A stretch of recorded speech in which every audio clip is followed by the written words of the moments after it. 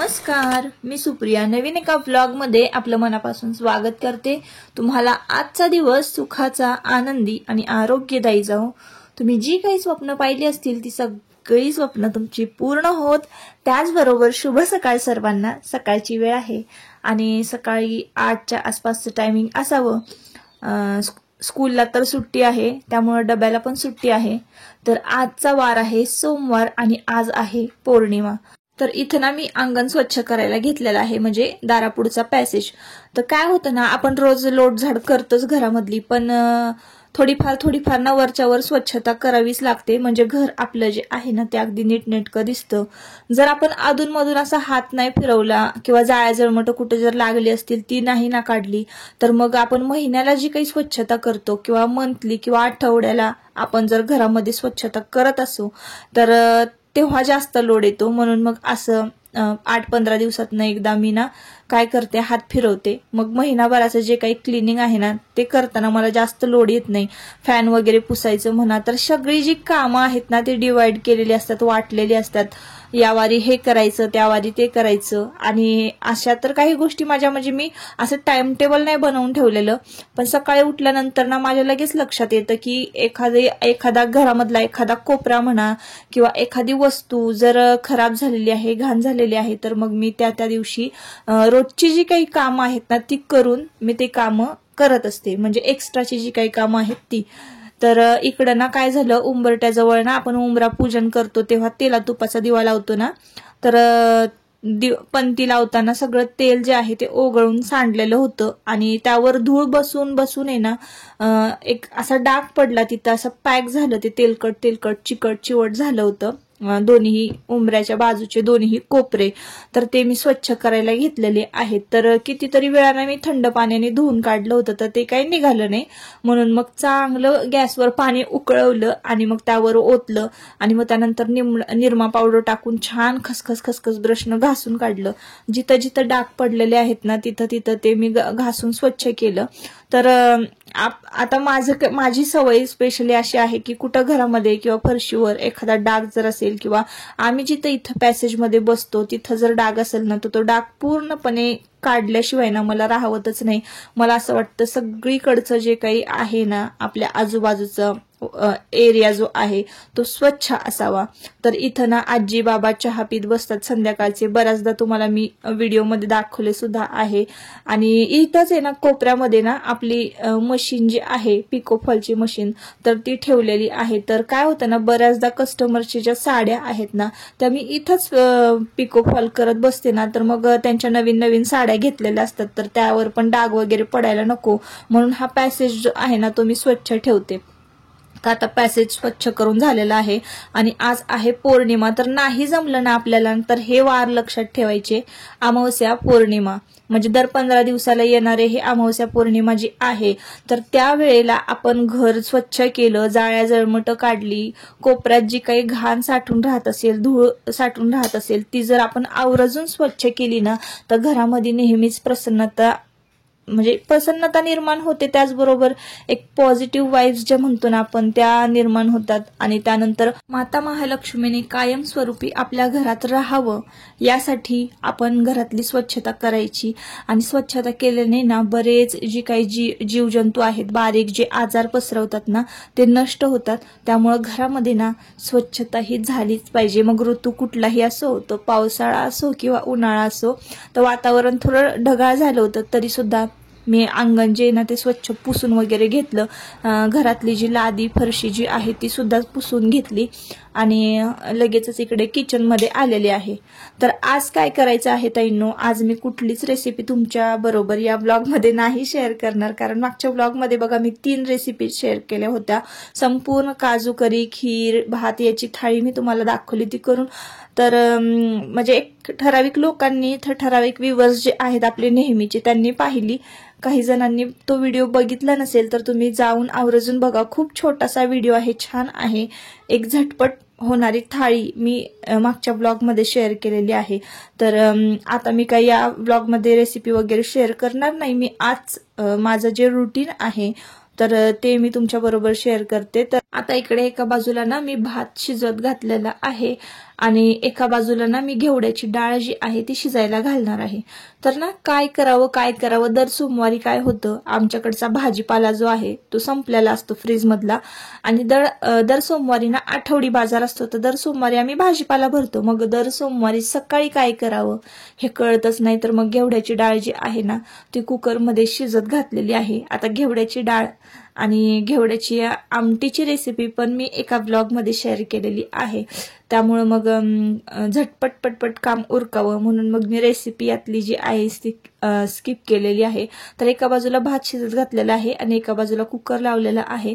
आता घेवड्याची डाळ आणि भात शिजतोय तोवर ना बाकीचं काम करून घेऊया।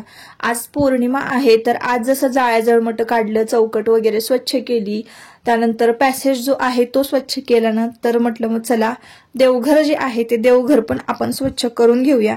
देवघर कसं मी स्वच्छ करते हे सुद्धा मी एका ब्लॉग मध्ये तुमच्या बरोबर शेअर केलेलं आहे। तर देवघरामध्ये ना बरीच पितळाची भांडी आहेत, तर त्यातल्या बघा त्यात हे समया, परत पाण्याचा गडू, आपण साखर ठेवतो देवा पुढे ती डिश जी आहे पितळेची ती डिश, परत अन्नपूर्णेची आपण मूर्ती ज्या डिश मध्ये ठेवतो ती पितळेची डिश, परत कासव जे आहे देवघरामध्ये ठेवलेलं ती त्यांच्या खालची डिश जी आहे, परत सगळे जे देव आहेत पितळेची ना, तर ते मी दर पौर्णिमेला काय करते स्वच्छ घासते आणि पंचामृताने ना देवाला स्नान घालून देवपूजा करत असते। आता असं का करते, तर मी वाचलेलं आहे असं की आपण आपल्या दैवतेचे जे टाक आहे ना ते देवघरामध्ये करून आणतो। तर असं नाही की फक्त सणावारालाच आपण त्यांना पंचामृताचं स्नान घालायचं किंवा अभिषेक करायचा। दर पौर्णिमेला जर तुम्ही आवर्जून ही सेवा केलीत ना, तर आपण म्हणतो ना एक आपण मनोभावे अशी जर सेवा केली तर काय होतं, आपल्या मागची जी काही संकट आहे, जे काही आपल्या मागची कटकट आहे ती सगळी निघून जात असते आणि आपली कुलस्वामिनी जी आहे ना ती सदा आपल्या कुळाचं रक्षण करत असते। जर तुम्ही खूप त्रस्त असाल, टेन्शन मध्ये असाल, तर काय होतं ना कधी कधी ना जिथे दवा काम करत नाही ना तिथे दुवा काम करते असं म्हणतात ना, तर तेच आहे बघा। आपल्या कुळदैवतेचं नेहमी नामस्मरण करावं। दर अमावस्या पौर्णिमेला आपल्या हातून कुलदैवतेची सेवा झालीच पाहिजे।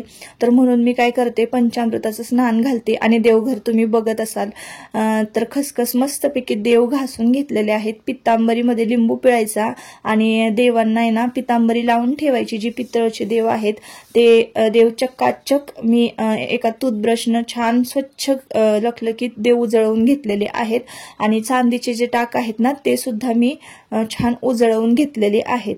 तर अशा पद्धतीने मी दर पौर्णिमेला ना देवपूजा करत असते। तर आता ना बरोबर 6:15 वाजलेले आहे। हे 6:15चं टायमिंग झालं ना की आपल्या या भागामध्ये वाईमध्ये ना इतकं भारी वातावरण होतं की नाही, असं एकदम थंड, असं मायनस मध्ये एसी लावल्यासारखं वातावरण होतं। एकदम अशी थंड हवा येते घरातून। हवा तर म्हणजे असं एकदम अशी मंद झुळूक म्हणतो ना आपण, ते तोरणं जे आहेत ना ते अगदी हळूहळू तुम्हाला हलताना ना दिसत असतील। ये ना बा,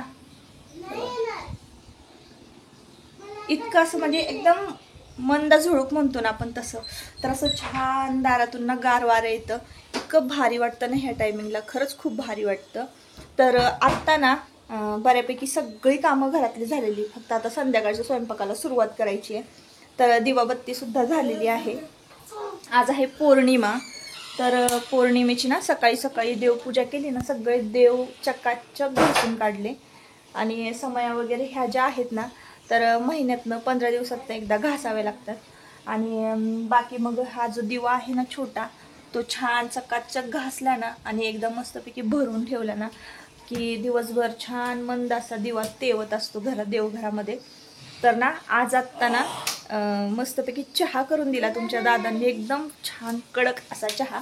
तर म्हटलं चहा घ्यावा आणि चहा पीत मग ना साडी पिको फॉल करत होते। तर आता ना एक अजून 3-4 साड्या ज्या आहेत त्या पिको फॉल करायच्यात आणि देवांचा इकडे अभ्यास घेत ना मी काम करत होते। त्याला कधीपासून मी बोलते रायटिंग कर देवा, कधी करणार मग? माझे झाल्या ना साड्या पिको। असं इकडे पसारा किती घालून ठेवलंय बघा। आवरलं होतं घरातलं सगळं इकडं शार्पनर, तिकडं केच पेन, इकडं पेन्सिल आणि इकडे हे बघा हे असं इकडं कंपोस्ट बॉक्स. हे असं दिवसभर घरात ना असा एकटाही घरामध्ये तरी एकटा एवढा पसारा घालतो का? आता का तोंड लपवतोयस? ये इकडं बोल की ये की. का नाही बोलणार? त्या मावशा बघ काय म्हणतात. त्या मावशा जी लोक आपले व्हिडिओ बघतात ना त्या मावशा काय म्हणतात? देवाबाई किती आगावे असं म्हणतात. काय करशील? काहीच नाही. त्यांना म्हणायचं मी कसा आहे पसारा करतो का? मी पसारा नाही करत. हा तू का दार लावून घेतोयस का बेडरूम मध्ये? इकडे बाहेर निघ बरं. चल चहा देऊ का तुला? दे की मला. हा अभ्यास कर. रायटिंग झाल्यावरच मग तुला चहा मिळणार. आता पप्पाने मला बघ असं मस्तपैकी गरम चहा दिलेला आहे. कसं होतं ना, तर असं आयता चहा मिळाला ना खरंच इतकं भारी वाटतं ना. हे फिलिंग काय वेगळंच असतं आयता चहा मिळाल्याचं. तर आता चहा घेते आणि परत पुन्हा साडी पिको फॉल करत बसते, कारण आता कस्टमर जे आहे ते अर्जंट द्यायचे मला. एक 7 वाजेपर्यंत तरी 7-8 वाजेपर्यंत द्यायचे साड्या. तर चला, आणि इथून पुढं मग साड्या वगैरे पिको फॉल झाले ना की विचार केलाय की हा जो खण आहे ना तर तो खण मला क्लीन करायचा आहे. त्याच्यामध्ये पुस्तकं वगैरे आहेत. हे देवांश नाही ना त्याच्यावरचं सगळं जे स्टिकर आपण जे चिटकवलं होतं की नाही या फर्निचरला मॅच होईल असं मी स्टिकर ऑनलाईन मागवलं होतं. त्याचा पण व्हिडिओ आहे आपल्या चॅनलवर. तर एक असं म्हणजे कपाट आहे 3 खणाचं, त्यात पुस्तकं वगैरे व्यवस्थित सगळी बसतात ना. तर ते मी मागवलं होतं. ते देवांशने असं ओढून काढलंय आणि इकडं चिटकव तिकडं चिटकव असं सगळं घराचं वाटोळं करून ठेवले. तर सकाळी देव घासले आणि समया वगैरे घासले ना छान पितांबरीनं. त्याच वेळेला ही वरची भांडी घासून घेतलेली आहेत ना, तर ती आता व्यवस्थित ठेवायची आहेत. तर चला, आता अंगणामध्ये बघा किती छान असं ऊन पडलेलं आहे. असं दिवस मावळताना पण एक मस्त असं सूर्यकिरण जे आहेत ना ती दारात अंगणात येतात. आजी बाबा गेलेले आहेत बाजारात. आज सोमवार आहे, सोमवारचा बाजार. आणि चला आता खाऊयात. ब्लॉग कंटिन्यू करा. संध्याकाळची वेळ झालेली आहे. जी काही कामं होती ना ती आटपली आणि दिवाबत्ती करायला घेतलेली आहे. आज पौर्णिमा आहे आणि आजपासून ना मी मारुती संकट निरसन स्तोत्र जे आहे ना तर ते वाचायला सुरुवात करणार आहे. सध्या ना वातावरण कसं आहे, युद्धाचं वातावरण आहे. तर आपण नेहमीच आपल्या माणसांसाठी काही ना काहीतरी मागत असतो, आपल्यासाठी काही ना काहीतरी मागत असतो.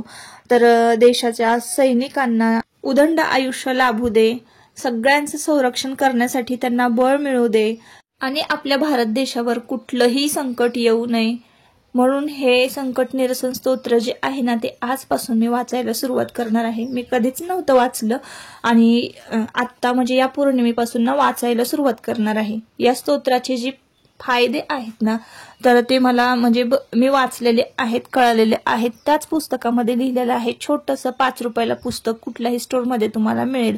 तर आपल्याला जर एखादा आजार परत फिरून होत असेल, कितीही आपण डॉक्टर केले तर तो बरा होत नसेल, तर त्यांनी सुद्धा हे संकट निरसन स्तोत्र जे आहे मारुतीरायाचं ते वाचलं ना तरीही चालेल. आणि ते अगदी 15 ओळींचं ते तो श्लोक आहे.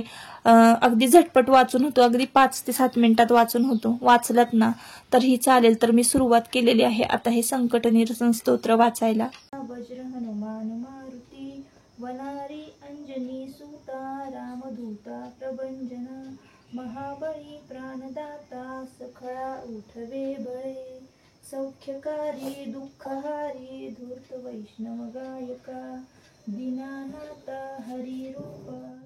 आता ह्या साड्या झालेल्या आहेत पिकोफॉल एवढ्या. आणि आज सोमवारचा बाजार असतो ना तर भाजीपाला पण निवडून झालेला आहे. दिवाबत्ती झाली ना की घरामध्ये एक मस्त असा सुगंध पसरतो. आपण अगरबत्ती वगैरे लावत असू ना म्हणून, पण तरीही एक असा फ्रेश म्हणतो ना आपण, फ्रेश असं वातावरण तयार होतं.